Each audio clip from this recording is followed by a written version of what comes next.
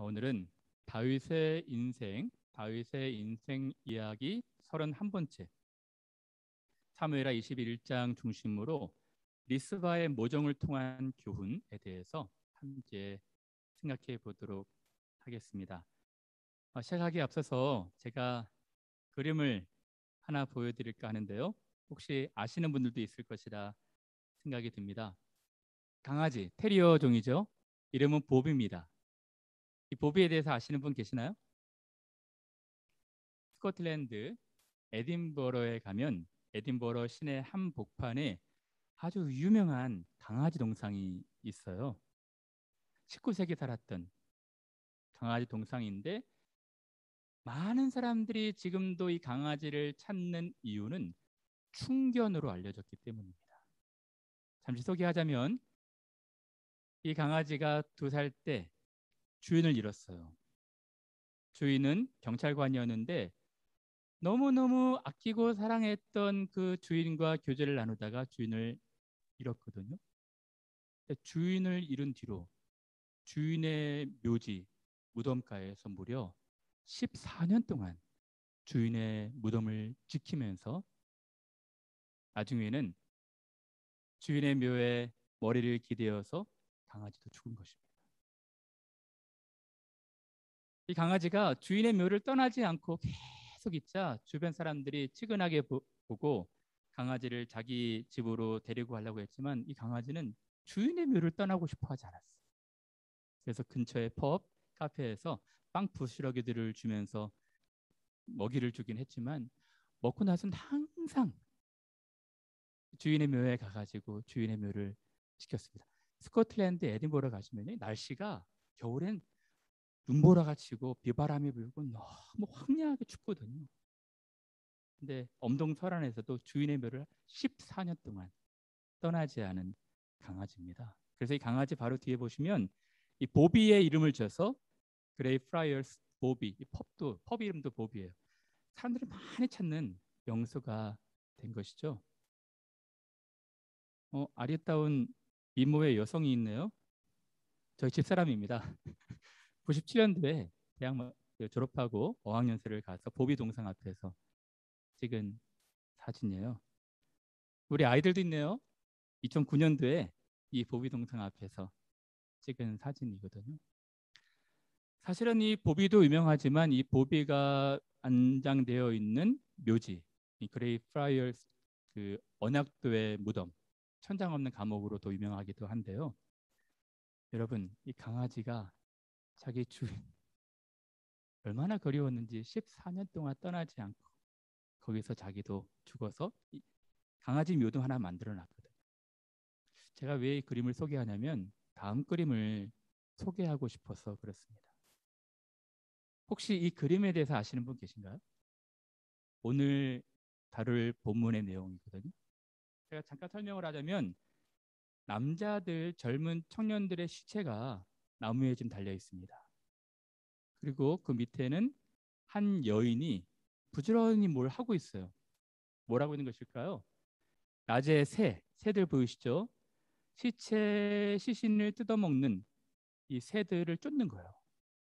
밤에는 이리나 늑대, 들짐승이 시신을 훼손하지 못하도록 시신을 지금 쫓는 것입니다. 한 여인. 이 여인은 누굴까요?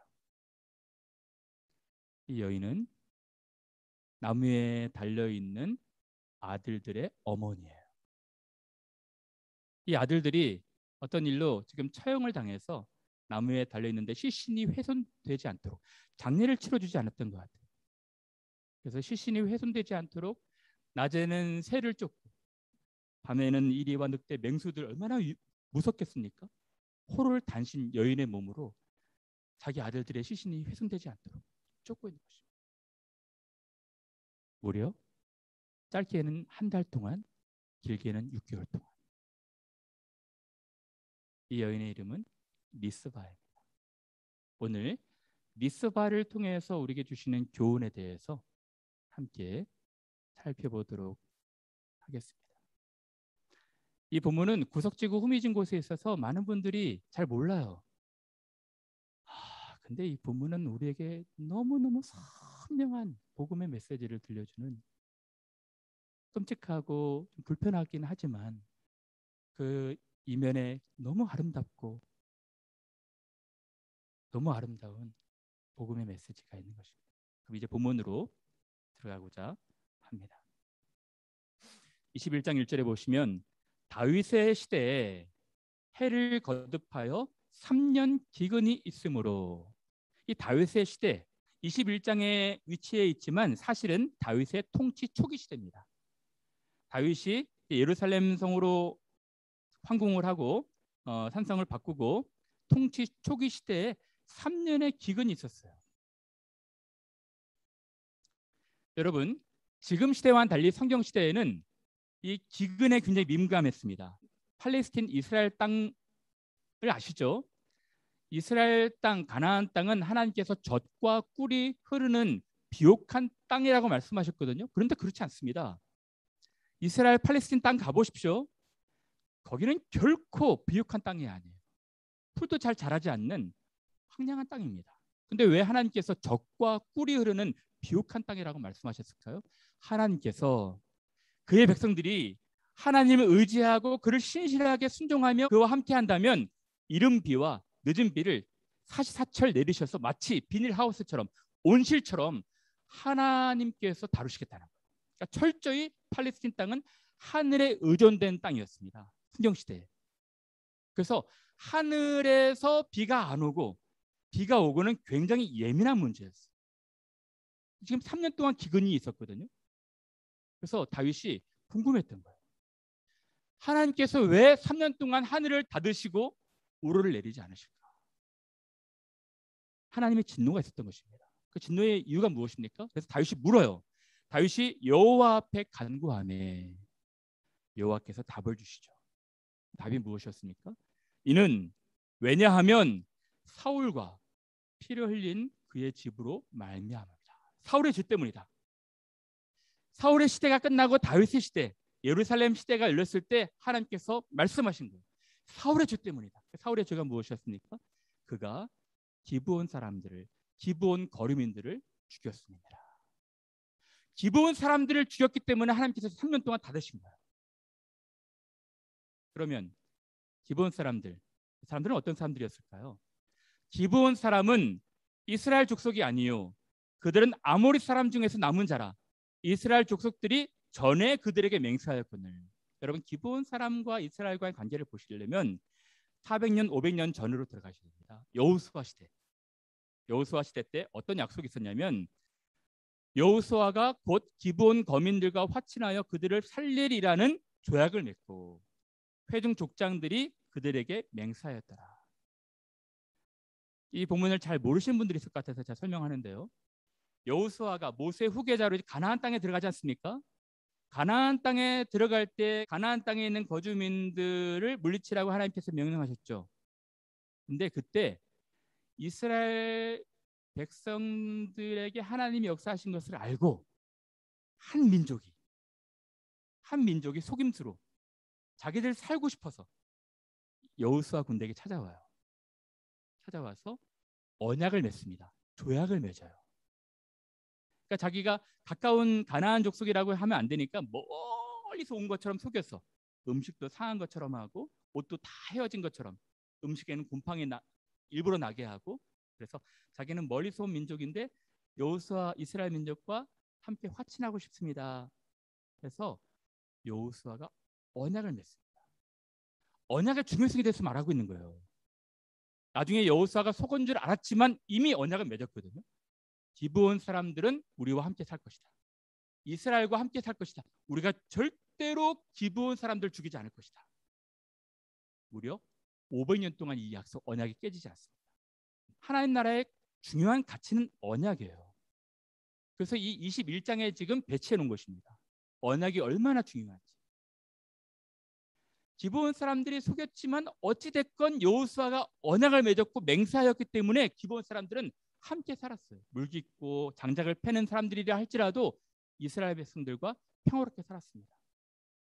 근데요, 문제가 생긴 것입니다. 사울입니다. 사울이 이스라엘과 유다 족속을 위하여 열심히 있으므로 그들을 죽이고자 하였더라. 사울이 기브온 거민들을 학살한 것입니다. 언약을 깨고 화친 조약을 깨고 500년 정도 후에 기브온 사람들 다 거의 막 잔멸한 거예요. 왜 그랬을까요? 오늘 본문에 보면 열심이 있으므로. 이 열심은 편협된 민족이었어요. 잘못된 것이었어요. 그러니까 유다 백성들과 이스라엘 백성들에게 인기를 얻으려고 약속 다 깨고 언약을 다 깨고 한 민족을 거류민들을 학살한 거예요. 마치 히틀러가 자기 정치적 기반을 위해서 한 유대 민족들을 학살한 것처럼. 불행하게도 우리나라도 이런 스토리가 있었죠. 잘못된 리더가 한 지역 사람들이 너무 싫다고 해서 그 지역 사람들에게 군대를 막 보내가지고 학살하지 않습니까? 여러분 생각해 보십시오. 그 학살된 사람들은 얼마나 억울할까요? 마음이 막 찢어지지 않겠습니까? 기본 사람들이 그랬단 말이에요. 근데 흥미로운 것은 이 사울 시대의 이러한 광기로 학살이 자행되었는데도 불구하고 기본 사람들의 그 피해자, 억울함을 누구도 케어하지 않았어요. 근데 다윗의 시대에 하나님이 케어하신 것입니다. 하나님이 3년 동안 비를 내리지 않으셨어요. 그 이유는 기브온 사람들의 억울함, 그 피해를 받은 것에 대해서 가르쳐 주시기 위해서. 이것은 사울이 잘못된 열심으로 기브온 사람들을 죽였기 때문이다. 하나님 말씀하십니다. 그래서 왕이 기브온 사람들을 부릅니다. 남아있는 사람들을 부르는 거예요. 그리고 그들에게 묻습니다. 다윗이 그들에게 묻되 내가 너희를 위하여 어떻게 하랴? 내가 어떻게 속고되지? 어떻게 속죄해야지 너희가 여호와의 기업을 위하여 복을 빌겠느냐? 드디어 한참 지난 뒤에 기근 때문에 다윗이 이들에게 속죄를 약속하는 것이죠. 어떻게 속죄해야지 우리가 이 기근을 끝낼 수 있겠느니? 하나님이 지금 크게 마음 상하셨다. 기브온 사람들이 이렇게 이야기합니다. 기브온 사람이 그에게 대답하되 사울과 그의 집과 우리 사이의 문제는 은금에 있지 아니하고 이스라엘 가운데서 사람을 죽이는 문제도 우리에게 있지 아니하나이다 하니라. 이게 무슨 말일까요? 사울과 우리와의 문제는 은금에 있지 않고 우리는 권한이 없어서 이스라엘 백성들도 죽일 수 있는 권한이 없습니다. 여러분 이것은 여러분들이 좀 성경 배경을 좀 아셔야 되거든요. 하나님의 나라의 율법, 하나님의 나라의 법은 살인한 사람 어떻게 다뤄야 될까요? 살인한 사람에게 두 가지를 갚으라고 말합니다. 하나는 속전, 살인당한 피해자에게 만족할 만한 보상금, 배상금, 돈을 지불하는 거예요. 그렇지 않다면 또 똑같이 사형을 시키는 것입니다. 이것이 이스라엘의 법이에요. 근데 예외가 있습니다. 살인죄를 범한 고살자가 무엇입니까? 고의로 살해한 사람, 의도를 가지고 그냥 부지불식간의 실수가 아닌 의도를 가지고 살해한 사람은 속전도 받지 않겠다는 것입니다. 속전 받지 말라는 것입니다. 똑같이 사형죄에 해당하는 것이 하나님의 공인 것입니다.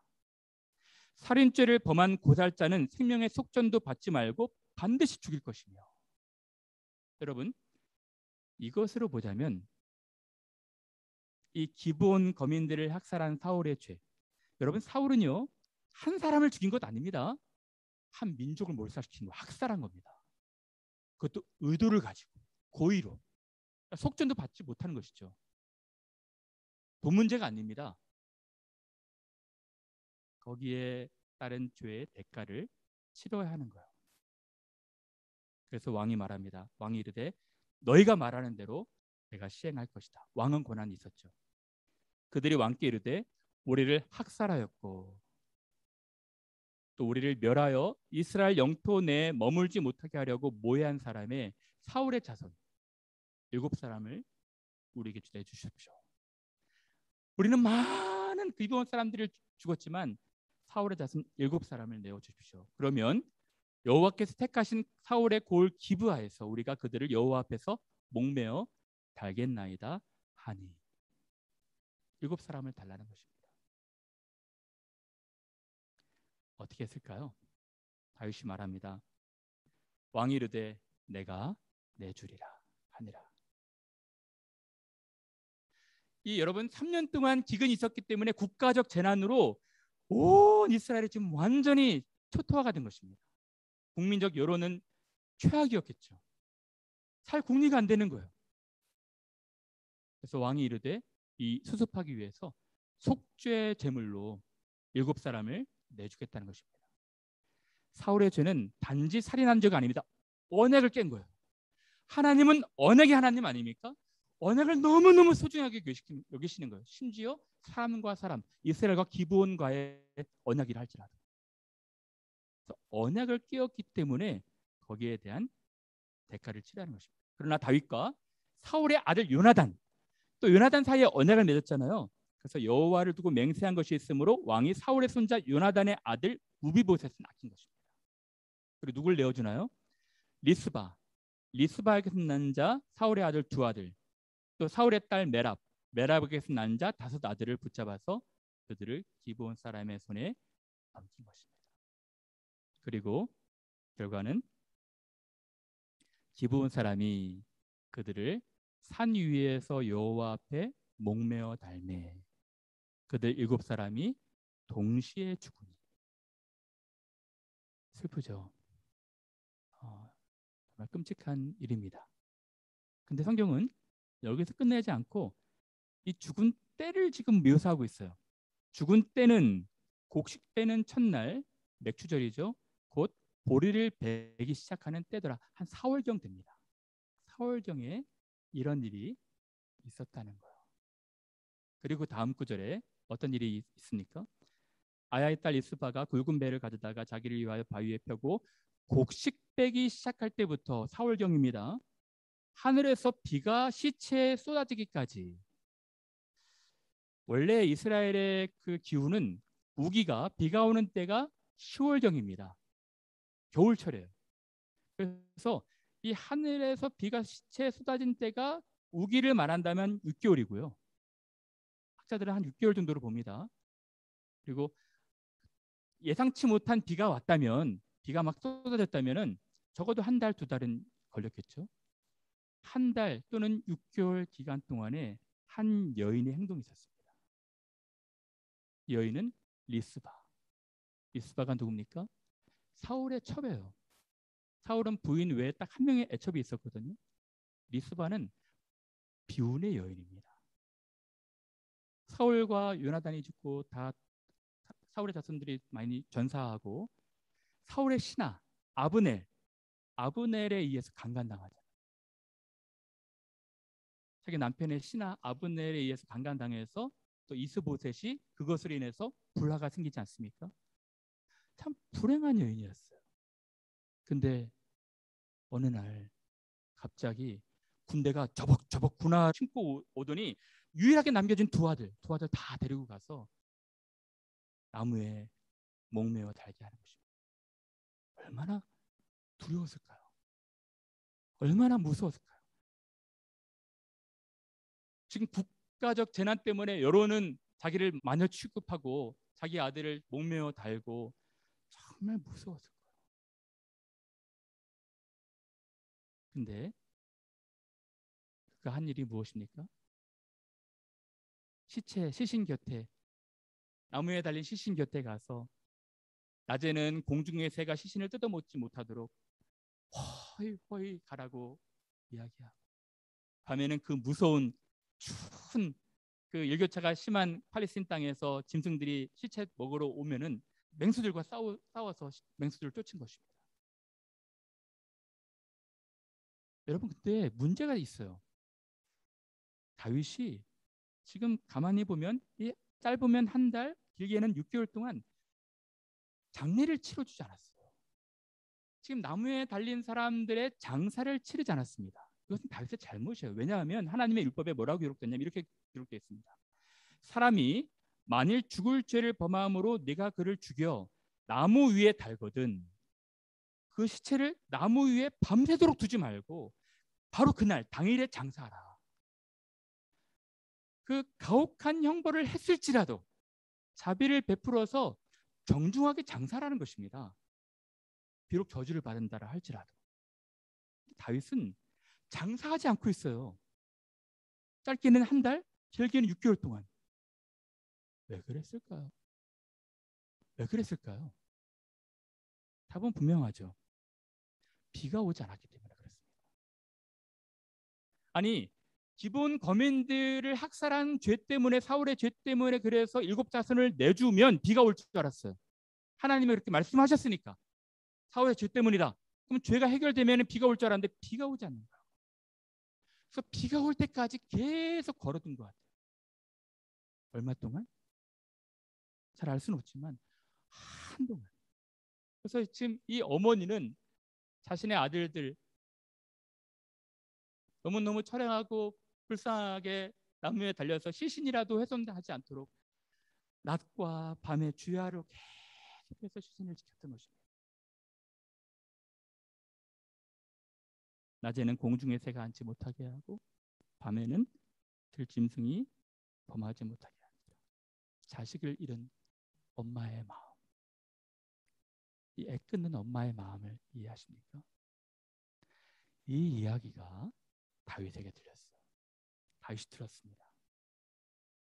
이에 아야의 딸 사울의 첩 리스바가 행한 일이 다윗에게 알려집니다. 다윗에게 알려졌어요. 다윗이 어떤 마음을 가졌을까요? 뭔가 잘못되었다. 아니 기본 사람들을 죽인 죄로 7자손을 달았는데 여전히 비가 오지 않다. 뭔가 잘못됐다. 그리고 자기는 이 무자비하고 메마른 마음으로 이 사울 자손이 경계가 되어서 언제든지 반역의 씨앗이 될 수 있어서 정치적인 좋은 기회라 생각해서 또 국가적 여론도 있고 국민 여론도 너무 심하고 그래서 사울 자손을 내주었는데 여전히 지금 하나님의 진노가 풀리지 않는 속죄 제물을 바쳤음에도 불구하고 그러니까 뭔가 잘못되었다 생각한 것이 있을 것 같아요. 그것이 무엇입니까? 길르앗 야베스 사람들이었던 것 같아요. 무슨 말입니까? 예전에 사울과 요나단이 블레셋 전쟁에서 전사하지 않았습니까? 그래서 블레셋 사람들이 사울의 목을 자르고 이 시체를 베산 성벽에 매달았어요. 그때 길르앗 야베스 사람들이 자기에게 베푼 사울의 은혜를 생각하면서 그 무서운 적진으로 들어가 가지고 시체를 다 수거한 뒤에 매장해 줬잖아요.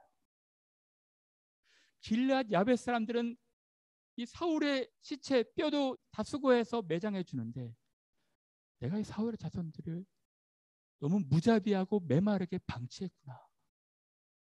이 리스바의 모정을 통해서 다윗이 깊이 깨달았던 것입니다. 혹시 설사 비가 오지 않는다 할지라도 정중하게 장례해 줘야겠구나. 그래서 다윗이 이렇게 행동합니다. 다윗이 가서 예전 길앗 야벳 사람들이 묻었던 사울의 뼈와 그의 아들 요나단의 뼈를 길앗 야벳 사람에게서 가져가니 이는 전에 블렛 사람들이 사울을 길보아에서 죽여 블렛 사람들이 벳산 거리에 매단 것을 그들이 가만히 가져온 것이다.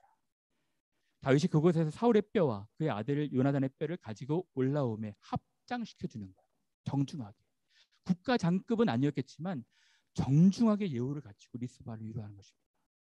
사울과 그의 아들 요나단의 뼈와 함께 그의 아버지 사울의 아버지 기스의 묘에 장사하되 모두 여론은 안 좋았지만 왕의 명령을 따라 행하더라. 비록 비는 오지 않았지만 너무너무 무자비했던 자신을 깨닫고 이스바의 그 애달픈 마음을 위로하고 싶어 해서 정중하게 장례해 준 거예요. 근데 여러분 놀라운 일이 벌어졌습니다. 그것이 무엇입니까? 14절에 그 후에야 하나님이 그 땅을 위한 기도를 들으시니라. 그 후가 언제입니까? 속죄 제물을 바쳤음에도 비가 오지 않았어요. 근데 리스바 엄마가 낮에는 새를 쫓고 밤에는 짐승 쫓기를 한 오랫동안 계속하고 나서 정중하게 그녀를 위로한 의미에서 장례를 치른 후에야 하나님께서 들으시고 은혜의 비를 쏟아내리신 거예요. 여러분, 이 본문을 통해서 우리가 알 수 있는 것이 무엇입니까? 두 가지입니다. 첫 번째는 속죄는 절대적으로 필요하다는 것입니다. 하나님의 언약을 어긴 죄의 대가는 반드시 치러야 되는 거예요. 아담과 하나님께서 언약하셨죠. 선악과를 따먹지 말아라. 따먹는 날엔 정령 죽을 것이다. 아담이 언약을 깼어요. 아담은 죄의 대가를 치른 것입니다. 정령 죽게 된 것이죠. 즉시 죽지 않았지만 육체적으로 사망하지 않았지만 영적으로 사망한 것입니다. 하나님과의 교제가 끊겨진 거예요. 그러나 이제 하나님께서 그를 긍휼히 여겨 주셔서 타락하자마자 쫓겨나자마자 하나님이 여자의 후손을 통해서 구원을 약속하시지 않습니까? 어쨌든 언약을 깬 죄는 대가를 치러야 되는 것입니다. 그래서 하나님께서 아브라함하고도 언약을 맺으실 때 어떻게 맺으신지 아십니까? 짐승들을 둘로 쪼개가지고 양 옆으로 좌우로 둔 다음에 거기를 걸어가게 한 거예요. 그러니까 이 언약을 깬 것은 반드시 죽음으로 보상해야 될 것이다. 그것을 말씀해 주고 계신 것입니다. 여러분, 언약의 하나님의 언약을 파기하고 깬 것은 죽음으로 보상을 해야 됩니다. 그래서 성경은 말합니다. 죄의 값은, 죄의 삭은 사망이에요. 온 인류가 죽음에 이르게 되었습니다. 왜 그렇죠? 죄의 대가입니다. 죄의 대가인 것이죠. 죄를 갚기 위해서는 속죄가 필요한 것입니다. 이것이 하나님의 공의예요. 그래서 오늘 기본 거민들, 억울한 피해자들, 학살된 피해자들을 갚기 위해서 사울의 자손 7이 달린 것입니다. 대리적 속죄한 것이죠. 대속입니다.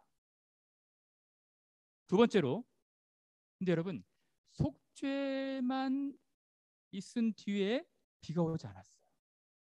다윗이 아들을 내어준 어머니의 마음을 깊이 이해하고 그를 위로하는 의미에서 자비를 베풀고 정중하게 장례를 치른 뒤에야 비가 왔습니다. 무슨 말입니까? 어머니의 자신을 아들을 내어주는 그 애끓던 마음을 이해할 때 은혜가 쏟아진다는 거예요. 그러면 저는 이제 이 똑같은 두 가지로 오늘 우리에게 주시는 본문이 오늘을 살아가는 21세기를 살아가는 우리에게 주시는 교훈이 무엇인지 두 가지로 적용하고 마칠까 합니다. 첫 번째는 속죄의 필요성입니다.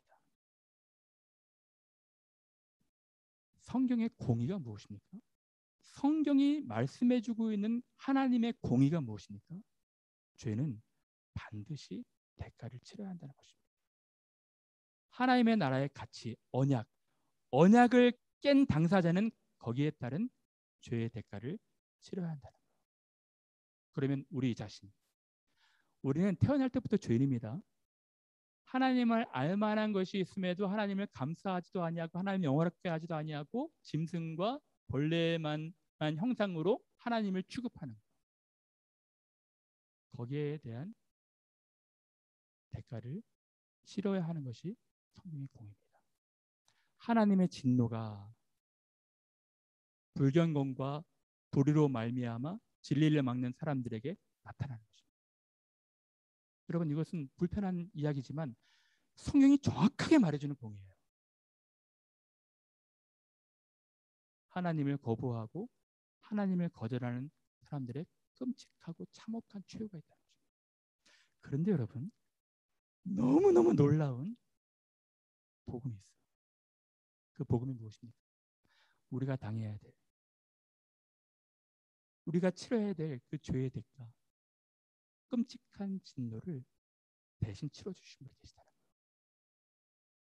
기브온을 학살했던 사울의 자손의 죄를 7자손이 대신 치러줬던 것처럼 대리적 속죄, 대속이 행해졌다는 거예요. 형벌 대속이. 그것이 무엇입니까? 하나님의 놀라운 자비예요. 우리가 달려야 될 나무에 아들을 다신 것입니다. 이 예수를 하나님이 그의 피로써 믿음으로 말미암은 화목제물 또는 속죄의 제물로 세우신 거예요. Sacrifice of Atonement. 속죄의 희생 제물로 우리 죄를 다 짊어지시고 언약을 파기하고 언약을 깬 하나님을 거부하고 하나님을 거절한 우리들의 인류의 죄를 우리가 알기도 전에 의식하기도 전에 다 짊어지시고 불경건한 상태에 있는 우리들을 위해서 예수께서 다 짊어지신 것입니다. 하나님이 내어주신 거예요. 여러분, 예수께서 십자가에서 이렇게 말씀하셨죠. 내가 다 이루었다. 그럼 다 이루었다. 이 뜻이 무엇일까요? 영어 성경으로 It's finished 써 있지만 정확하게 말하면 이 헬라어로는 테텔레스타이거든요. 이 뜻은 죄값을 지불했다는 것입니다. 속전을 지불했다는 거예요. 우리가 아까 제가 말씀드렸죠. 보상하는 두 가지, 속전을 지불하거나 사형, 속죄 제물을 드려야 되는 것입니다. 예수님이 두 가지 다 감당하셨잖아요. 저는 중학교 2학년 때 어떤 분의 설교를 통해서 이 요한복음 19장 30절 말씀을 들었어요. 예수께서 대체 다 이뤘다고 하시는데 다 이뤘다 하시는 뜻이 뭘까? 우리를 향하신 하나님의 의를 이루신 것이기도 하지만 원어의 뜻은 우리가 보상해야 될, 우리가 갚아야 될 어마어마한 죄값을 예수께서 단번에 다 지불하셨다는 거예요. 풀페이드에 하셨다는 것입니다. 끝났다는 거예요. 여러분, 하나님께서 또 뭐라 말씀하십니까? 그가 예수 그리스도께서 하나님의 정하신 뜻과 미리 아신 대로 내어준 바 되었거늘. 여러분, 리스바를 보십시오. 어느 날 갑자기 국민적 여론이 막 끓더니 누가 문을 쾅 차고 군하시는 군인들이 저벅저벅 와서 자기 두 아들을 데리고 가지 않았습니까? 빼앗겼죠. 근데 하나님은 우리의 죄를 위해서 자신의 아들을 내어주신 거예요. 겟세마네에서 검과 뭉치를 든 군인들이 저벅저벅 와서 자기 아들 예수 그리스도를 데려갔지만 사실은 로마 병정이 데려간 것이 아니라 하나님이 내어주신 거예요. 왜? 우리의 죄를 대신 속죄하기 위해서. 여러분, 이 마음 아십니까? 여러분, 골고다의 병정이 예수님 십자가 지기하고 끌고 간 것이 아니라 하나님이 끌고 가신 거예요. 네가 대신 죽어야 한다. 네가 대신 죽어야 한다. 하나님이 세상을 이처럼 사랑하사 독생자를 주셨으니 이는 저를 믿는 자마다 멸망치 않고 영생을 얻게 하려 하십니다. 여러분, 이런 사실 아십니까? 첫 번째 적용은 속죄는 절대적으로 필요했다는 것입니다. 두 번째가 무엇일까요? 마찬가지입니다. 하나님의 풍성한 은혜를 경험하기 위해서는 속죄에 끔찍하고 무서운 것만 알아서는 안 되고요. 자신의 아들을 내어주신, 그러니까 리스바처럼 자기의 아들을 내어준 아버지의 하나님의 마음을 이해해야 한다는 것입니다.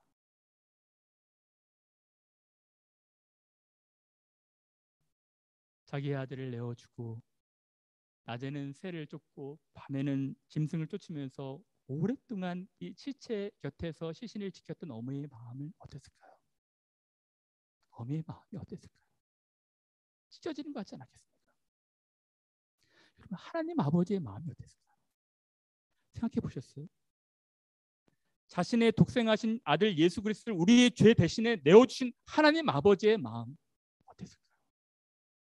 겟세마네에서 아버지여 할 수만 있으면 이 잔을 좀 내가 취하지 않으면 안 되겠습니까? 그러나 아버지의 뜻이면 제가 순종하겠습니다. 심한 통곡과 눈물로 울고 있는 아들의 울음소리를 들었던 하나님 마음이 어땠을까요? 십자가에서 엘리 엘리 라마 사박다니, 나의 하나님 어찌하여 나를 버리십니까? 라고 절규했던 아들의 음성을 들었던 아버지 하나님 마음은 어땠을까요? 제 6시가 되매 온 땅에 어둠이 임하여 제 9시까지 계속하더니 제 9시에 예수께서 크게 소리 지르시되 엘리 엘리 라마 사박다니 하시니, 이를 번역하면 나의 하나님 어찌하여 나를 버리시나요? 예수님은 이 땅에 십자가를 지러 오시긴 하셨지만 예수님 창세전부터 계셨던 그는 처음으로 죽음이라는 것을 경험해야 됐고 처음으로 하나님 아버지와의 분리를 지금 경험해야 했다는 것입니다. 죄의 짐을 다 지었기 때문에. 예수님도 두려움과 공포 가운데 계셨을 거예요. 자기가 십자가를 지어야 될 것을 알았고 의도하셨지만, 자원하셨지만 그 순간만큼은 아버지한테 절규한 것입니다. 그런데요, 이때 이 아들의 울음소리를 들었던 아버지 하나님의 마음이 표현되고 있습니다. 어떻게 표현됐을까요? 시간입니다. 여러분, 이 이스라엘과 팔레스타인의 시계와 우리의 시계는 좀 다릅니다. 여기는 3시가 오전 9시예요. 그러니까 예수님께서 그 재판을 받으시고 십자가에 딱 달리신 때가 오전 9시입니다. 그리고 돌아가신 때가 오후 3시예요. 6시간 동안 계신 거예요. 근데 6시가 되면, 그러니까 12시죠. 12시가 되면 온 땅에 어둠이 임하고 깊은 칠흑 같은 밤처럼. 저는 그래서 이 본문을 하나님의 눈물이라고 해석을 해요. 하나님이 의인화시키지 않자면 펑펑 눈물을 흘리신 것 같아요. 그래서 그 눈물을 감추시기 위해서 하늘을 그냥 깜깜하게 닫으신 거예요. 제 9시까지 계속하다. 하나님도 우시고 예수님도 우셨던 것입니다. 이것으로 우리들의 속죄가 이루어진 거예요. 여러분, 이 하나님 아버지의 마음을 아십니까? 하나님 아버지의 마음을 아세요? 제가 신학대학교 4학년 때 이 본문을 읽었어요. 마태복음 본문을 읽었는데 도서관에서 밤늦게 이 본문을 읽다가 펑 울게 되었어요. 왜? 하나님 마음을 이해하게 돼서. 사실은 제가 신학교 다니면서 1학년, 3학년까지 공부를 그렇게 많이 안 했거든요. 성경도 거의 안 봤습니다. 다 아는 것처럼 교만함을 갖고 있었어요. 4학년 때 뒤늦게 철이 들어서 성경을 보기 시작하고, 또 이제 그전에는 계속 교회 성장에만 관심이 있고 그러다가 막 리더십 세미나만 다니다가 4학년 때 철 들어서 이제 성경을 깊이 연구하게 되었어요. 이때 하나님 아버지와 예수님이 둘이 교감하시는 것이 막 마음에 느껴진 거예요. 막 눈물이 쏟아지더라고요. 여러분, 아브라함이 자기의 아들, 늦게 얻은 아들을 하나님께서 죽이라고 해서 모리아산에서 바치라고 해서, 모리아산은 골고다 언덕이었습니다. 골고다 예수님이 돌아가신 곳이었어요. 왜 아브라함 보고 이 아들 이삭을 죽이라고 하신지 아십니까? 실제로 죽이라고 하신 것이 아니죠. 제스처를 하시라고, 그러니까 하나님께서 그만두라 하신 것이죠. 아들을 죽이는 아버지의 마음을 이해하라는 것입니다. 이러한 방식으로 우리의 속죄가, 구속이 이루어진다는 거예요. 여러분, 다윗이 지금 자기는 속죄 제물을 달았지만 비가 오지 않아서 이상하다, 뭔가 잘못된 거 아닌가? 그리고 리스바의 모정, 자신의 아들의 시신을 훼손되지 않도록 지키는 리스바의 그 애달픈 마음을 이해한 뒤에야, 정중하게 장례를 치른 뒤에야 비가 쏟아지게 된 것입니다. 그러므로 오늘 우리에게 적용하자면, 여러분들이 이 속죄 제물, 하나님 아버지께서 자기 자신을 내어주신 그 아버지의 애달픈 마음을 이해하셔야지 여러분들 메마른 그 마음 속에 하나님의 은혜의 단비가 쏟아지는 것입니다. 여러분, 하나님 이해하셨으면 좋겠어요. 하나님의 마음을 조금이라도 이해하셨으면 좋겠어요. 예수께서 또 말씀하십니다. 너희 안에 이 마음을 품어라. 곧 그리스도 예수의 마음이니 그는 근본 하나님의 본체시라. 여러분, 예수님은 하나님과 동등하신 분이세요.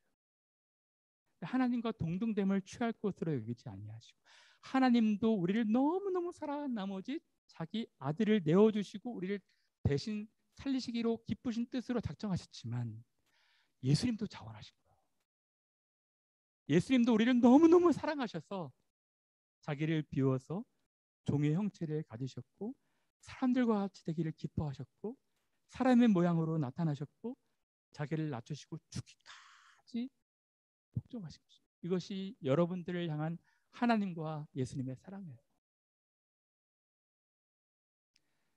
이 마음을 오늘 이 오후에 이해하시고 돌아가셨으면 좋겠어요.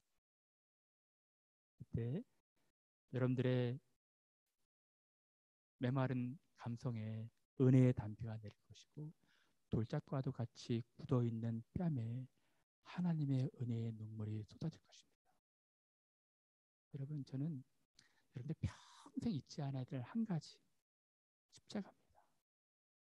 여러분들을 사랑하셔서 여러분들 위해 아들을 내어주신, 여러분들 위해서 생명 다 바치기까지 사랑하신 그 아버지 하나님 예수님의 마음을 이해하는. 여러분, 그러면 이런 하나님과 예수님의 사랑이 있는데 우리가 무엇이 부족하겠어요? 여러분, 이렇게까지 우리를 사랑하신 하나님이 계시는데 우리가 무엇이 부족해서, 무엇이 모자라서 이렇게 조바심내고 하겠습니까? 이렇게까지 사랑하신, 생명 주시기까지 사랑하신 하나님이 우리를 내어버려 주시겠습니까? 우리를 하나님의 나라에 세우실 때까지 함께 하실 거예요. 말씀하시잖아요. 아무것도 염려하지 말아라. 아무것도 염려하지 말아라. 무엇을 먹을까, 입을까, 쓸까, 염려하지 말아라. 하늘에 있는 너희 아버지가 대신 모든 것들을 주관하고 염려할 것이다. 너희는 솔로몬의 그 입은 영광보다도 더 아름다운 영광의 은혜를 지금 입고 있다는 거예요. 사랑하는 여러분, 우리는 언약을 깬 사람들입니다. 그러나 하나님 우리를 벌하지 않으시고 우리에게 놀라운 큰 대사, 큰 일을 행하셨어요. 우리를 대신해서 화목제물, 속죄제물로 돌아가신, 속전을 지불하신 예수님 사랑하시고, 그 예수님 은혜 가운데서 늘 살아가시는 귀한 여러분 되시기를 간절히 바랍니다.